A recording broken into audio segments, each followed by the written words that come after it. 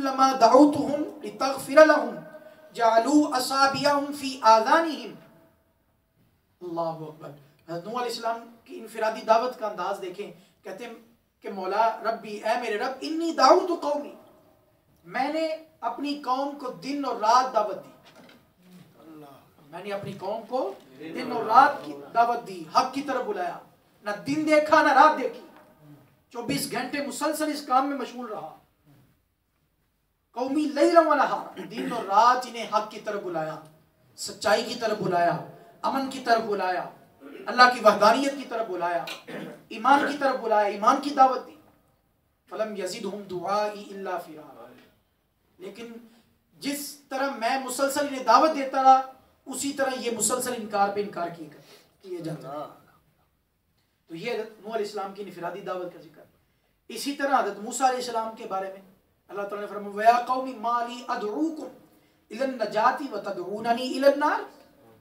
हज़रत मूसा अलैहिस्सलाम का जुमला कुरान ने नकल किया। हज़रत मूसा अलैहिस्सलाम ने कहा, ए मेरी कौम, माली अदऊकुम इलन नजात, मुझे क्या है कि मैं तुम्हें नजात की तरफ बुलाता हूँ, मैं तुम्हें कामयाबी की तरफ बुलाता हूँ, मैं तुम्हें फलाह की तरफ बुलाता हूँ, व तदऊननी इलन नार, और तुम मुझे दोज़ख की तरफ बुलाते हो।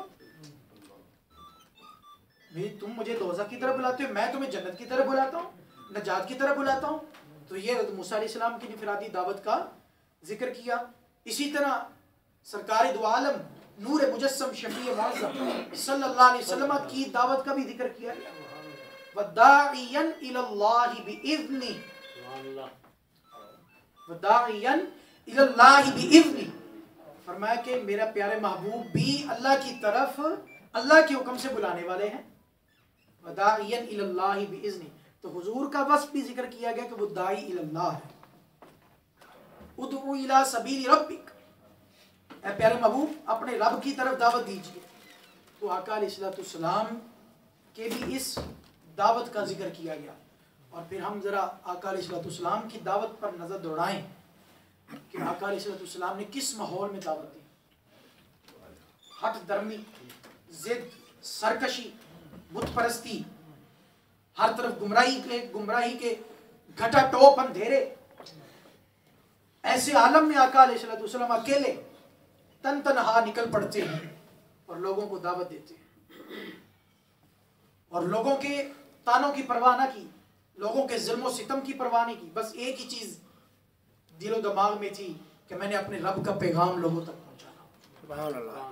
बड़ी कोशिशें की गई, पानी बंद किया गया, शेबे अभी तालिब में मासूर तक किया गया, और बड़ी तकलीफों से आपको गुजारा गया।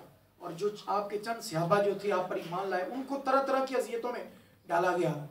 लेकिन आका अलैहिस्सलाम के अज़्म मुसम्मम में, पुख्ता इरादे में, और आपके पाए सिबात में, साबत कदमी में एक बाल की नोक के बराबर भी लग़ज़श पैदा नहीं हुई। अपने मिशन को जारी रखा, अपने मिशन को हत्ता के कबीले के सारे सरदार अबू तालिब के पास आए कि अपने भतीजे को रोको। अबू तालिब मजबूर होके आगे कहने लगे कि अब मैं मजबूर हो चुका हूं, मैं अकेला सबका मुकाबला नहीं कर सकता, तो तू चंद लम्हों के लिए, चंद दिनों के लिए इस तबलीग के अमल को रोक दे। आका अलैहिस्सलाम ने क्या जवाब दिया? अब ये जवाब ऐसे तो नहीं दिया जा सकता, ठीक है, यहाँ बड़े बड़े यहाँ आके डिगमगा जाते हैं। लेकिन आका अलैहिस्सलाम ने फरमाया कि सूरज और चांद को भी मेरे हाथों पे ला के रख दो, मैं फिर भी अपने मिशन से नहीं हटूंगा, मैं फिर भी अपने इस काम को जारी रखूंगा, दावत तक। तो आका इस तरह तकलीफों को भी बर्दाश्त किया, लेकिन दावत को नहीं छोड़ा। और फिर आप इस नुक्ते को भी ज़हन में रखें कि हमें ये सोचना चाहिए, और इस पर मुहक्किकीन ने तहकीक की, आखिर इस्लाम इतनी जल्दी पूरी दुनिया में कैसे फैल गया, दुनिया के कोने कोने में इस्लाम कैसे पहुंच गया, वो कौन सी चीज है कि जिसकी वजह से इस्लाम दुनिया के कोने कोने में पहुंच गया? तो वो यही वजह है कि इस्लाम में एक अहम चीज दावत है। ये दावत ही वो वाहिद उनसर है कि जिसकी बिना पर इस्लाम दुनिया के कोने कोने में पहुंच गया, दावत ही की बिना। इसलिए अल्लाह ताला ने हर शख्स को इस बात का जिम्मेदार ठहराया है कि वो अपने जिम्मे दावत के कामों को अपने जिम्मे ले। یہ تو انفرادی دعوت کی ہم بات کر رہے تھے، اسی طرح اللہ تعالیٰ نے انفرادی دعوت کا ذکر ان لفظوں میں بھی کیا، فرمایا وَمَنْ أَحْسَنُ قَوْلًا مِمَّنْ دَعَا إِلَى اللَّهِ وَعَمِلَ صَالِحًا، فرمایا اس شخص کی بات سے بڑھ کر اچھی بات کس کی ہو سکتی ہے، اس سے بڑھ کر اچھا کلام کس کا ہو سکتا ہے کہ من دعا الی اللہ، جو اللہ کی طرف بلاتا ہے، اللہ کی طرف دعوت دیتا ہے، اللہ کی تعلیمات اور احکام کی طرف دعوت دیتا ہے۔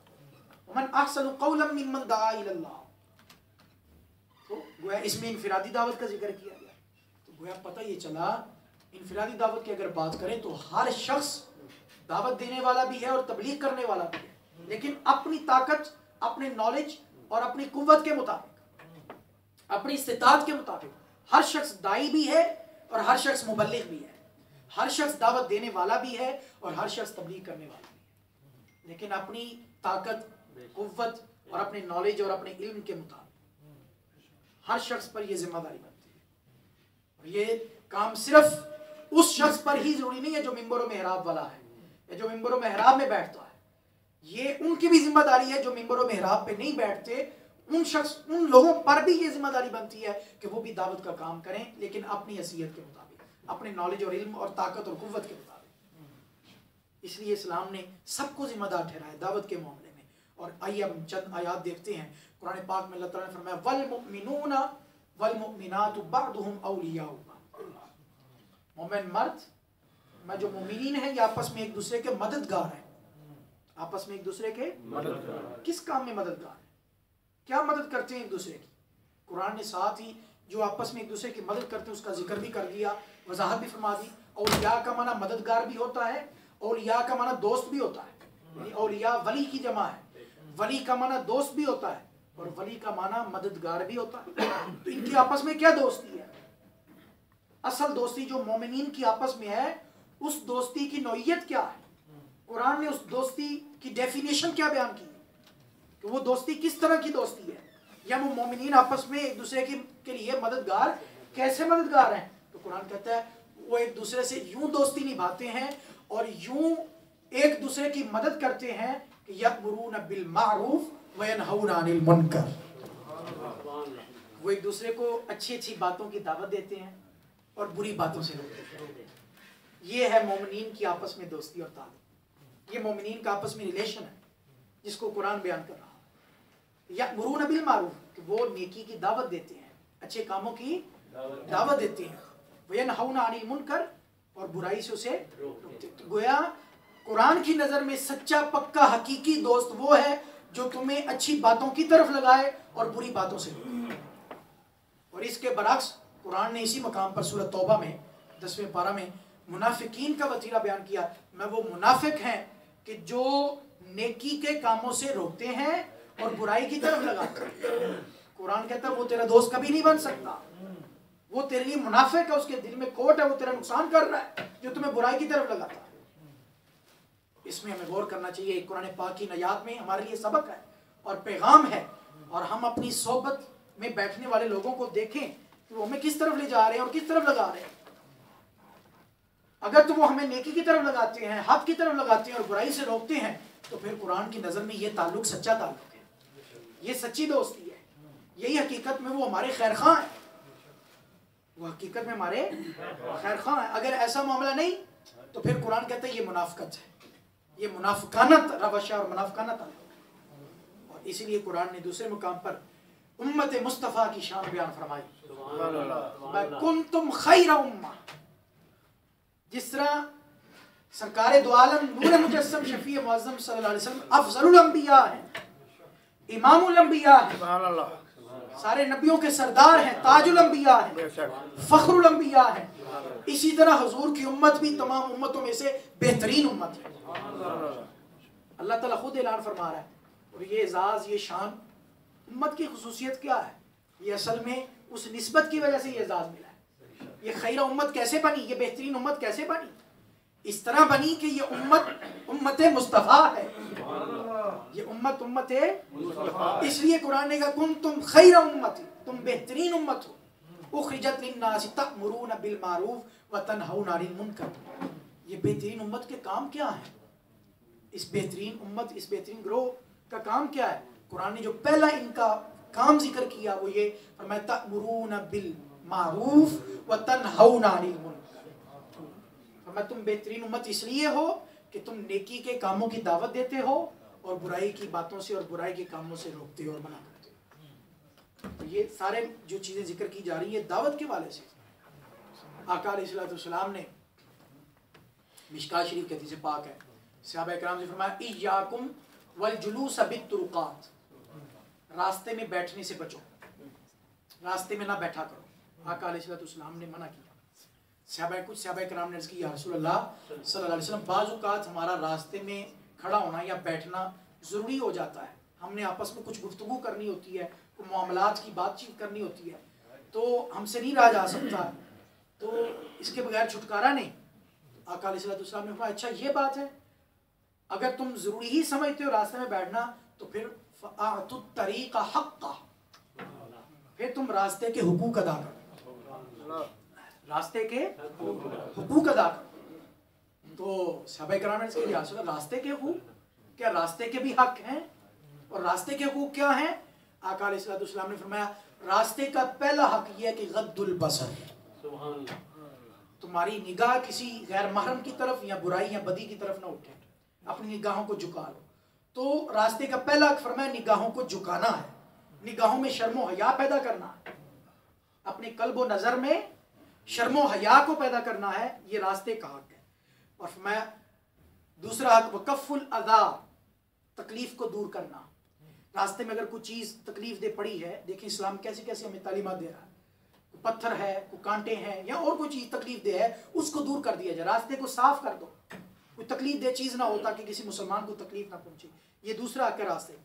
اور تیسرا فرمایا ورد السلام، سلام کا جواب بھی دینا، کوئی گزرتا ہوا سلام کرے تو اس کے سلام کا جواب بھی دینا تم پر ضروری ہے، یہ بھی راستے کا حق ہے۔ اور ایک حق راستے کا یہ بھی بیان فرمایا کہ وہاں کھڑے یہ نہیں کہ تم آپس میں دنیا داری کی باتیں، فضول لغو، بےہودہ گفتگو یا فوش گوئی، اس طرح کی بے مقصد لا یعنی بیکار سی باتیں نہ کرنا، فرمایا وہاں کھڑے ہونا ہے تو پھر راستے کے حقوق میں سے ایک حق یہ ہے کہ والامر بالمعروف والنہی عن المنکر، وہاں کھڑے ہو کے دعوت کا کام کرنا، ایک دوسرے کو نیکی کی دعوت دینا، نیکی کے کاموں کی اور اچھی باتوں کی دعوت دینا، والنہی عن المنکر، برائی کے کاموں سے اور برائی کی باتوں سے روکنا، برائی کی باتوں سے روکنا، یہ راستے کے حقوق بیان کیے گئے۔ اور اسی طرح آقا علیہ السلام کی ایک اور حدیث پاک فرمایا کل کلام ابن آدم علیہ لا لہ الا امر بالمعروف او نہی عن المنکر او ذکر اللہ، جامع ترمذی شریف کے حدیث پاک ہے۔ آقا علیہ السلام نے فرمایا انسان جو بھی کلام کرتا ہے، انسان جو کچھ بھی بولتا ہے، یہ اس کے حق میں بہتر نہیں ہوتا، یہ اس کے حق میں بہتر وہی بات ہوتی ہے اس کے حق میں جو ان تین چیزوں میں سے ہوگی۔ آقا علیہ السلام نے فرمایا تین چیزیں ہیں، تین طرح کی گفتگو، تین طرح کا کلام ہی انسان کے لیے بہتر ہے، اس کے علاوہ جو بھی انسان کے منہ سے نکلتا ہے وہ اس کے حق میں بہتر نہیں ہے۔ فرمایا کون کون سی چیز؟ نمبر ایک فرمایا امر بمعروف، نیکی کی دعوت دینا، نیکی کی دعوت دینا، حق بات کرنا، خیر کی بات کرنا، بھلائی کی بات کرنا، یہی اس کے حق میں بہتر ہے۔ اور پھر فرمایا والنہی عن المنکر، اور برائی سے روکنا، برائی سے یعنی اپنی زبان کو کلام میں استعمال کرنا ہے تو وہ کلام جو ہے نمبر ایک وہ گفتگو کس چیز پر مشتمل ہو؟ دعوت دینے پر، نیکی کی طرف، اور نمبر دو نہی عن المنکر، وہ برائی سے روکنے پر مشتمل ہو، اور نمبر تین فرمایا او ذکر اللہ، اللہ کا ذکر، اللہ کا کلام، اس کے علاوہ جو کچھ بھی انسان بولتا ہے وہ اس کے حق میں بہتر نہیں ہے۔ اسی طرح آقا علیہ السلام نے فرمایا بعض حضرات حق بات کرنے سے گھبرا جاتے ہیں، ڈر جاتے ہیں، ہمت نہیں پڑتی بات کرنے کی، دعوت دینے کی، یہ بھی ایک بڑے جگرے کا کام ہے، بڑی ہمت کا کام ہے کہ کسی کے سامنے آپ حق بات کر دیں۔ تو اس والے سے آقا علیہ السلام نے ہمیں کیا تعلیم فرمائی؟